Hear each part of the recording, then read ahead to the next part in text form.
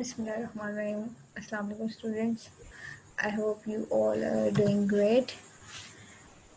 Hey, finally, we are done with internet and e-commerce, and today we are going to start a new topic of module 3, and the topic is OSI model. Okay, which is basically a communication model which was designed by computer scientists, where actually it does not exist in reality fully, यानी कि अगर मैं कहूँ कि communication model है, communication model बताने से पहले मैं आपको थोड़ी सी इसकी डिटेल बता देती हूँ, या हम पहले डिस्कस कर लेते हैं आज के लेक्चर का एजेंडा क्या है। आज के लेक्चर का एजेंडा हमारा जी OSI model, open system interconnection, और इसमें हम देखेंगे कि OSI मॉडल क्या है और OSI मॉडल की लेयर्स कौन कौन सी है। अच्छा जी, OSI मॉडल बेसिकली एक कम्युनिकेशन मॉडल है। जब हम कम्युनिकेशन की बात कर रहे हैं, इट मीन्स कि हम बात कर रहे हैं कि जिसमें दो या दो से ज़्यादा सिस्टम आपस में इंटरेक्ट कर रहे हैं, कम्युनिकेट कर रहे हैं, ठीक है ना। तो जब कंप्यूटिंग टेक्नोलॉजी में कंप्यूटर साइंटिस्ट बैठे तो उन्होंने कहा कि जी जब सिस्टम्स का इंटरेक्शन होता है और उसमें कैसे चीज़ें एक जगह से दूसरी जगह पास करती है, उसका उन्होंने एक हाइपोथेटिकल मॉडल क्रिएट किया और उस मॉडल को नाम दे दिया गया ओपन सिस्टम इंटरकनेक्शन। आज ये मॉडल के में जो डिटेल्स बताई गई हैं वो कहीं ना कहीं, मतलब कि जब भी कम्युनिकेशन हो रही है तो वो मेथड या वो मेथडोलॉजी यूज़ हो रही है, लेकिन नॉट फुली, ठीक है। मतलब कि बिल्कुल एज इट इज़ ये मॉडल इम्प्लीमेंटेड नहीं है, हम ये नहीं कह सकते। तो हम बात करते हैं कि OSI मॉडल की।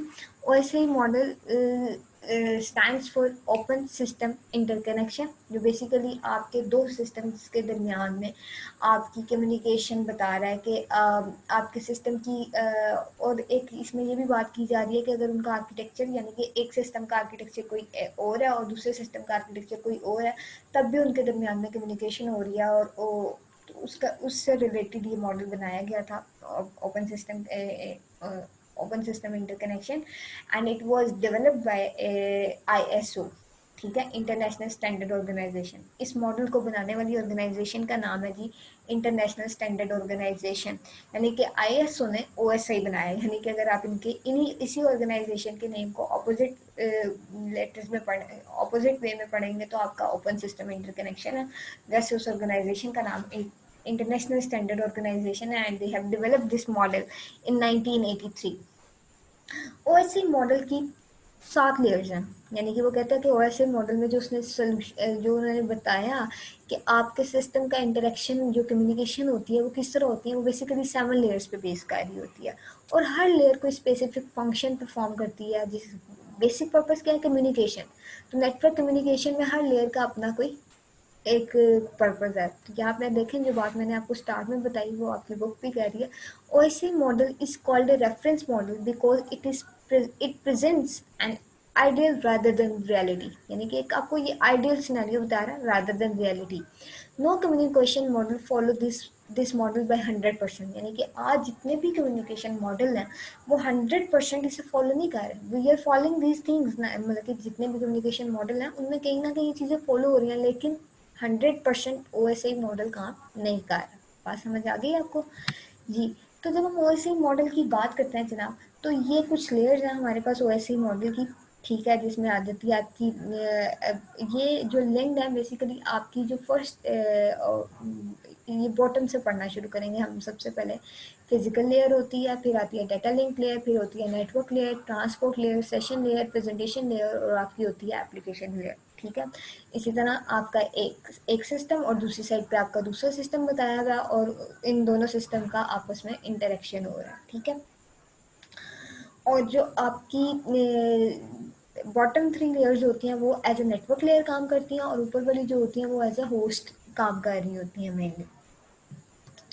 अब हम आते हैं आपकी लेयर्स की तरफ। हायरार्की का स्ट्रक्चर मैंने आपको ये बताया था, जो आपकी हम बॉटम से बढ़ते हैं, इसलिए फिजिकल लेयर आपकी पहली लेयर होती है, फिर डाटा लिंक लेयर आती है, फिर नेटवर्क लेयर आती है, फिर transport layer, session layer, presentation layer, और लास्ट मोस्ट आपकी आ जाती है एप्लीकेशन लेयर जी। तो सबसे पहले हम लोग बात करते हैं physical layer.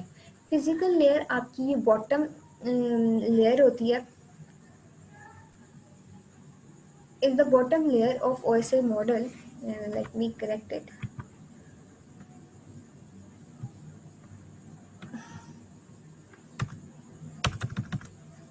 Yeah, now it's fine.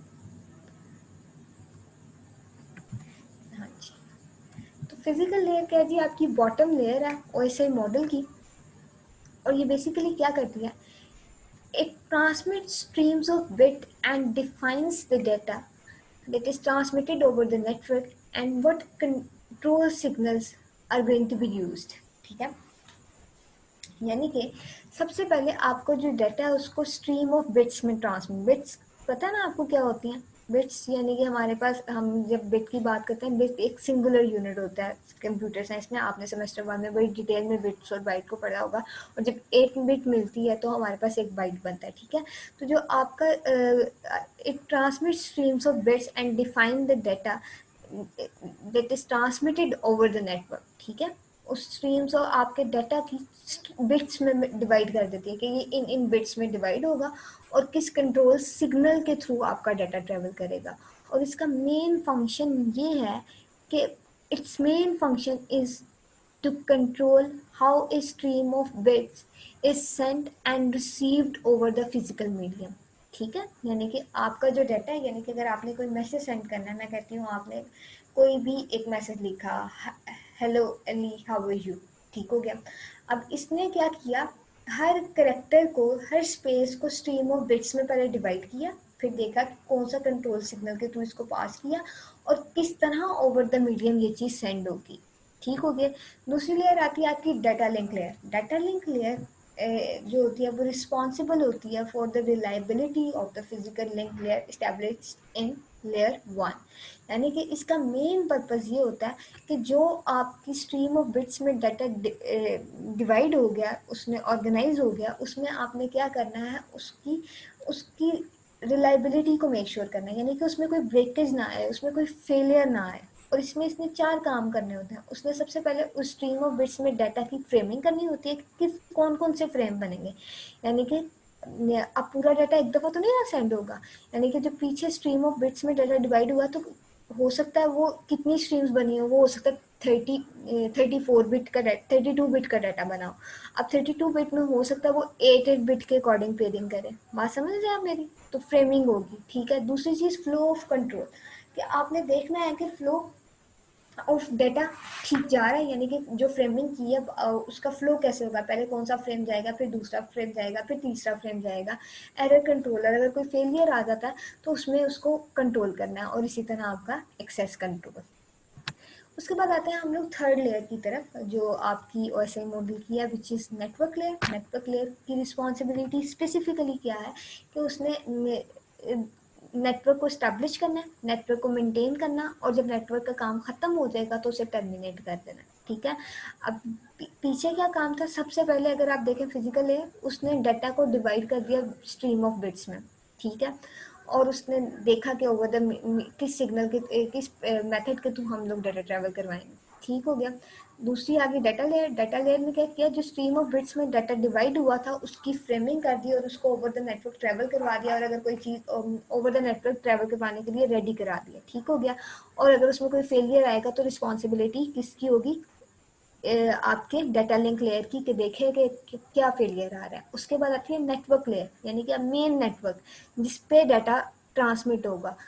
Network establish करना, जब डाटा ट्रांसमिट हो रहा उसको नेटवर्क को मेंटेन करना, और जब डाटा ट्रांसमिट हो चुका हो, उसका काम खत्म हो गया तो टर्मिनेट करना भी क्या होता है, आपके नेटवर्क की रिस्पॉन्सिबिलिटी होती है। तो आगे ये देखो, मैंने जो बात की है वो लिखी हुई है यहाँ पे, it manage the delivery at data from source to destination, यानी कि जहाँ जहाँ से जाना था, यानी कि आपने अगर किसी फ्रेंड को सेंड करना था, आप सोर्स हैं, और जिस फ्रेंड को सेंड करना था वो डेस्टिनेशन है।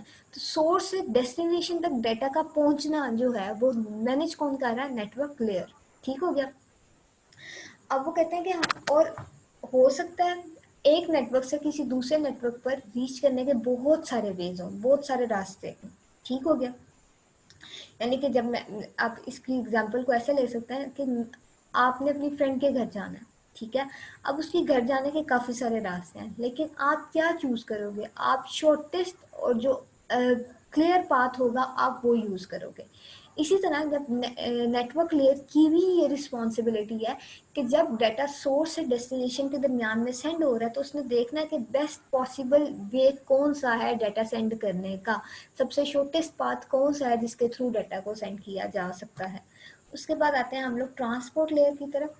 ट्रांसपोर्ट लेयर क्या करती है, इसका बेसिक पर्पस इसका ये है कि इसने इंश्योर करना है कि आपका डाटा जो है एरर फ्री डिलीवर हो रहा है, यानी कि जो आपका नेटवर्क पे डाटा जा रहा है उसमें कोई प्रॉब्लम तो नहीं आ रही, कोई मसला तो नहीं हो रहा है। ये क्या करता है, बड़े बड़े जो आपके मैसेजेस होते हैं ये उनको छोटे छोटे पैकेट्स में डिवाइड कर देता है और वो और उसकी ट्रांसमिशन को एफिशिएंट बना देता है, और जब रिसीविंग एंड पे चीज़ें पहुंचती हैं तो वो दोबारा से रीअसेंबल हो जाती हैं। मैं बिल्कुल एक छोटी सी एग्जांपल बताऊंगी। आपने देखा होगा कि जब हमारे पास छोटे फ़ोन होते थे पहले, तो उसमें समटाइम्स मैसेज ना पार्ट्स में आता था, फिर एंड पे पूरा हो जाता था। वो क्यों होता था, क्योंकि आपका जो डाटा है वो छोटे छोटे पैकेट्स में डिवाइड हो गया ताकि उसकी ट्रांसमिशन क्या हो सके, ज़्यादा से ज़्यादा जल्दी हो सके। ठीक हो गया। और अगर डाटा में कोई ट्रांसमिट होते हुए कोई एरर आता है तो वो डाटा रीट्रांसमिट हो जाता है। और आपने समटाइम्स ऐसे देखा होगा, अब तो नहीं, अब तो हमारे पास स्मार्टफोन्स आ गए, अब ये प्रॉब्लम नहीं होती, लेकिन छोटे फ़ोन्स जब आप लोगों के पास थे, यानी स्मार्टफोन्स नहीं थे, सिंपल फ़ोन्स थे, तो उसमें अक्सर ऐसे होता था कि आपका कोई मैसेज आपका आधा आता था और वो रिसीव फर्स्ट हाफ आता था और नेक्स्ट हाफ उसका आपको रिसीव ही नहीं होता था, वो कुछ देर बाद रिसीव होता था या एक दिन बाद। तो वो बेसिकली एरर जनरेट हो जाता था, और वो एरर जब सिस्टम में डायग्नोज होता था, ट्रांसपोर्ट लेयर की रिस्पॉन्सिबिलिटी की है वो एरर जनरेटेड पाथ को रीट्रांसमिट करेगा। ठीक हो गया। उसके बाद है आपकी सेशन लेयर। अच्छा जी, सेशन लेयर क्या करती है, सेशन लेयर सेशन, अब नाम ही उसका ऐसा है कि उसका नाम से ही पता लग रहा है कि उसने सेशन को स्टैब्लिश करना है, सेशन को स्टैब्लिश करना है, मैनेज करना है और टर्मिनेट करना है। अब सेशन की जब हम बात कर रहे हैं तो बेसिकली सेशन में हमारे पास क्या करता है, ये सिंक्रोनाइजेशन होती है कि यूजर टास्क की। अब सिंक्रोनाइजेशन क्या होती है, सिंक्रोनाइजेशन बेसिकली ये है कि जब आपका डाटा सेंड हो रहा है ना, तो ये फेलियर चेक पॉइंट्स बना देती है। ठीक है, फेलियर चेक पॉइंट्स करने का मतलब ये है, जैसे कि एग्जांपल ले लेते हैं, यहाँ पे हमारे पास एक 1000 पेजेस का डाटा है जो किसी एक सिस्टम से किसी दूसरे सिस्टम की तरफ जाना है। अब आफ्टर एवरी 100 पेजेस आपका एक चेक पॉइंट लगा हुआ है। ठीक हो गया। अगर आपका पेज सेंड करते हुए 320 पे कोई एरर आ जाता है, वो पेज ट्रांसमिट नहीं हो रहा, अब हर 100 पेजेस के बाद चेक पॉइंट लगा हुआ है, बात समझ रहे हैं आप मेरी। हर 100 पेजेस के बाद क्या लगा हुआ था, एक चेक पॉइंट लगा हुआ था, और एरर कहाँ पे आया, 320 से। तो अब ये सेशन लेयर का में जो सिंक्रोनाइजेशन होती है वो क्या करेगी, वो 301 से, क्योंकि 300 पे चेक लगा हुआ था और 320 पे वो एरर आया, तो 301 से उठाएगी और 301 से उठा के पेज को दोबारा से रीट्रांसमिट करेगी। 1 से 300 वाला पार्ट डिलीवर हो गया और बिल्कुल ठीक चला गया, वो उन चीज़ों को नहीं छेड़ेगी। ये था आपका सेशन लेयर का काम। ठीक हो गया। उसके बाद आते हैं हम लोग प्रेजेंटेशन लेयर की तरफ। अब डाटा, अगर आप देखें प्रीवियस वाली लेयर में आपने डाटा को स्ट्रीम ऑफ बिट्स में डिवाइड भी कर लिया। हम ज़रा बैक चले जाते हैं, एक कोवल भी ले लेते हैं। सबसे पहले हम लोगों ने देख ली फिजिकल लेयर, जिसमें डाटा को आप स्ट्रीम ऑफ बिट्स में डिवाइड करते हैं। डाटा लिंक लेयर में आप डाटा मेक श्योर करते हैं कि आपकी वो जो डाटा है उसकी फ्रेमिंग हो जाए, flow of control, error control, सारी चीज़ों को मैनेज करते हैं। नेटवर्क लेयर में आप नेटवर्क पे इस्टेब्लिश हो जाता है कि ओके भाई अब डाटा सेंड होने वाला है। और उसके बाद जब ट्रांसपोर्ट लेयर ये देख लेती है कि नेटवर्क पे जो डाटा है उसमें उसको स्मॉलर पैकेट्स में डिवाइड करने की ज़रूरत है, तो उसको छोटे छोटे पैकेट्स में डिवाइड कर देती है। और सेशन लेयर उस पर चेक पॉइंट्स बना लेती है ताकि अगर कोई फेलियर आए तो वो उस चेक पॉइंट से आगे का डाटा ट्रांसमिट कर दिया जाए। ये सारे काम हो जाते हैं। तो उसके बाद आती है आपकी प्रेजेंटेशन लेयर। अब प्रेजेंटेशन लेयर क्या करती है, डाटा की फॉर्मेटिंग करती है, यानी कि वो जो डाटा है ओवर द नेटवर्क ट्रेवल करके आ रहा है। ठीक है, अब उसने क्या करना है, रिसीविंग एंड पे सारी चीज़ें जो है डील करनी है, अब उसने उसको ऑर्गेनाइज करना है। ठीक है, उस पर इंक्रिप्शन या डिक्रिप्शन, अगर रिसीविंग सोर्स की तरफ से कोई चीज़ जा रही है तो उस पर इंक्रिप्शन होगी, और रिसीविंग डेस्टिनेशन पे जब कोई चीज़ पहुंचेगी तो उस पर डिक्रिप्शन होगी। अब मैं बता देती हूँ, डाटा रिफॉर्मेटिंग का मतलब होता है अब डाटा को ऑर्गेनाइज करना है दोबारा, क्योंकि डाटा अपनी शेप में आ रहा है। ठीक है, इंक्रिप्शन क्या है, इंक्रिप्शन बेसिकली आप क्या करते हैं, कि आप जब कोई चीज़ एक जगह से किसी दूसरी जगह पे सेंड करते हैं तो आप उस पर इंक्रिप्शन अप्लाई करते हैं, यानी कि ऐसे algos apply encryption algos apply कर देते हैं, ऐसी वर्डिंग ऐसे मेथड्स यूज़ करते हैं जिससे आपका डाटा ओवर द मीडियम जब ट्रेवल करता है तो वो सेफ रहता है। यानी कि अगर इन बिटवीन कोई हैकर उसे हैक कर लेता है तो वो इंक्रिप्टेड होता है, उसे दूसरे बंदे को समझ नहीं आती, ठीक है, कि ये ओवर द मीडियम क्या चीज़ ट्रैवल कर ले। और जब वो डेस्टिनेशन पे पहुंचता है तो वही डाटा डिक्रिप्ट होता है, यानी अपनी ओरिजिनल फॉर्म में वापस आ जाता है, ताकि आपका जो रिसीविंग एंड पे यानी डेस्टिनेशन पे जो भी है उसको वो समझ आ सके कि वो डाटा क्या है। और उसके बाद लास्ट चीज़ होती है कंप्रेशन, जिसमें आप क्या करते हैं, डाटा के साइज़ को रिड्यूस करते हैं ताकि वो ओवर द नेटवर्क आराम से ट्रैवल कर सके। उसके बाद आती है जी आपकी एप्लीकेशन लेयर, जो आपकी लास्ट मोस्ट लेयर होती है। ये डायरेक्ट यूज़र एप्लीकेशन, यानी कि अब ये यूज़र व्यू है आपको, ठीक है, कि यूज़र को चीज़ें, ये पीछे जो आपने जितनी सारी चीज़ें पढ़ी these were the back and things, ठीक है। अब application layer top most layer है आपकी OSI मॉडल की, और ये डायरेक्टली सर्विस प्रोवाइड करती है कि यूज़र एप्लीकेशंस को। और इसमें आप लोगों का जो इंटरफेस है वो होता है बेसिकली, जिसमें आपको नज़र आ रहा होता है कि ओके चीज़ें कैसे, मतलब फ्रंट व्यू, बैक एंड, बाकी पीछे जितना सारा काम हो रहा था वो बैक एंड पे हो रहा था। अब अगर मैं बात करूँ मैसेज की तो आपको मैसेज नज़र आ रहा है, ठीक है ना। तो ये है आपकी एप्लीकेशन लेयर, जिसमें इसकी रिस्पॉन्सिबिलिटी क्या है, ये डायरेक्टली सर्विस प्रोवाइड करती है आपकी यूज़र एप्लीकेशन को। वो जो डाटा की रिफॉर्मेटिंग हुई है, सारा कंप्रेशन हुआ, सारा काम हो के आ गया। अब लास्ट लेयर है जिसका काम क्या है कि उसने डायरेक्टली उठा के वो चीज़ यूज़र को दिखानी है। अब यूज़र डायरेक्टली वो चीज़ व्यू कर रहा है, यानी कि आपको मैसेज रिसीव हो गया, now you are going to view it, आप देख रहे हो कि वो मैसेज क्या है। तो ये था जी आपका OSI मॉडल और OSI मॉडल की 7 लेयर्स, जिसमें जो बेसिकली हर लेयर अपना काम कर रही है। And this is what we have from today's lecture. If you people have any question regarding the lecture, you can ask in the comment section. Jazakallah, Allah Hafiz.